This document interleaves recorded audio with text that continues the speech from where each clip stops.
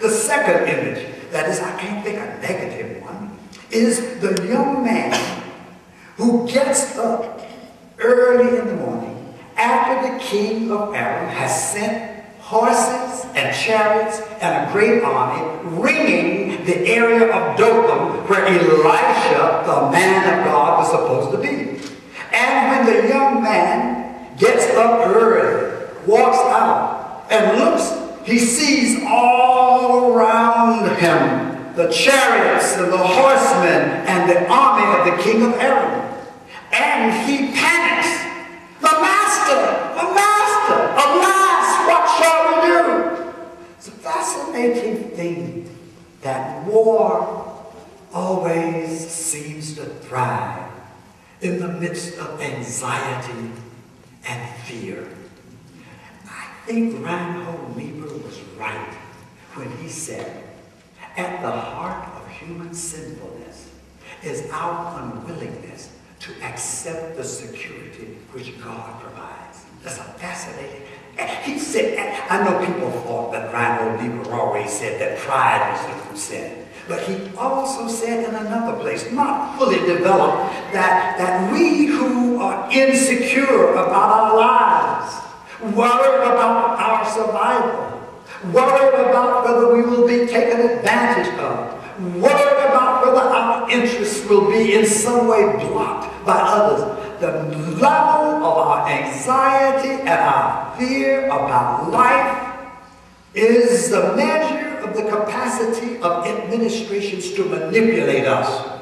And Lord knows in the last year since 9/11, we have become so gullible, so scared, so worried that we are almost willing to give up our liberties and even have the abridgment of our rights in order that somebody can fight a good fight that's designed to protect us against our adversaries. And yet, brothers and sisters, anxiety and fear, if there's anybody who knows how to get folks over that kind of thing, you would help the movement a lot. How do we get folks so that they are not always taking thought for what they shall eat or for what they shall drink or for what they shall put on? How do we get folks, even in hard economic times, not to be so anxious that they're going to be put out? Oh yes, foreclosures are continuing. Job loss on every hand. But when we get caught up in anxiety and fear, my master, what shall we do?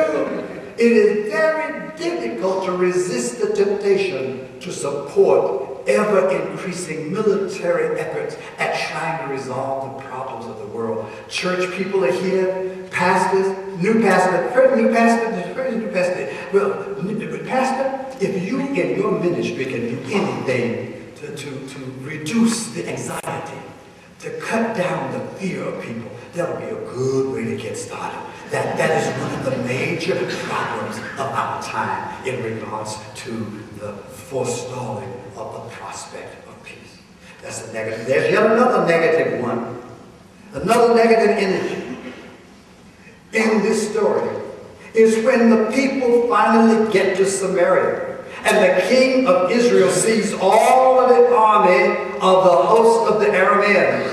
His first impulse, Elijah said, Lord, let these people see. And what happens is the impulse, the instinct.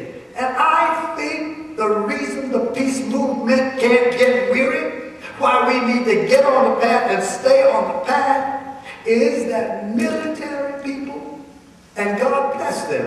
And yes, I'm going to acknowledge, I don't know, I'm glad for some kind of defense against assault against me. I'm glad for some kind of defense. You hear me? I mean, I know we're not supposed to be glad for some kind of defense, but we are here because some kind of defense was there. So I hope that doesn't cast me. Do y'all want to take the award back because I'm glad for some kind of defense?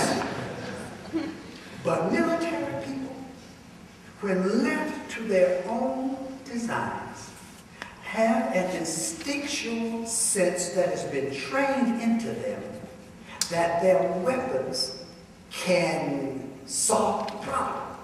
I mean, they're trained for that. I mean, it's not trained that somebody has to tell them, they're trained to reach for the sword. We're Which is why I think not that we should eliminate the Department of Defense. What I'm thinking is we need to develop a strong enough peace movement that we have a counterintuitive approach to problems of threat. And we have to be stronger because we live in a nation that is fundamentally oriented around the military-industrial complex. That's why the peace movement has to be strong. Some folks that do not have the first impulse is reaching for the gun. People who do not have as their first impulse reaching for the sword. People who do not have as their first instinctual response pushing a button for nuclear annihilation of the earth. We need a growing peace movement. We need in our time to have folks who are not like that king that day, who as soon as he saw he had them in his gunshot, he said, "Shall I slay them? Shall I slay them?" Much of what goes on that keeps us from being a nation of peace is the training of impulses that would give confidence that arms can save us, and they cannot. That's why I thought I'd better give the first portion of the talk about the negative images that I find in this text. And yet there's one more. The horses and chariots ringing the city of Dublin reminds me that, isn't it like David used to ask about Saul, sending his whole army after little David. And he says, you know, you got your whole army running after a little gnat. I don't want to flee. So can you imagine amassing all their army, horses and chariots, just to get Elijah? I mean, is there something disproportionate about that? I mean, there's often a lack of wisdom of proportionality. Even if we appeal to just war theory, there is something about overkill in military campaigns. But that's enough negativity. You've all been walking all day. It's time for me to give you something positive. And there is something positive out of this story that actually gives me great joy and great hope.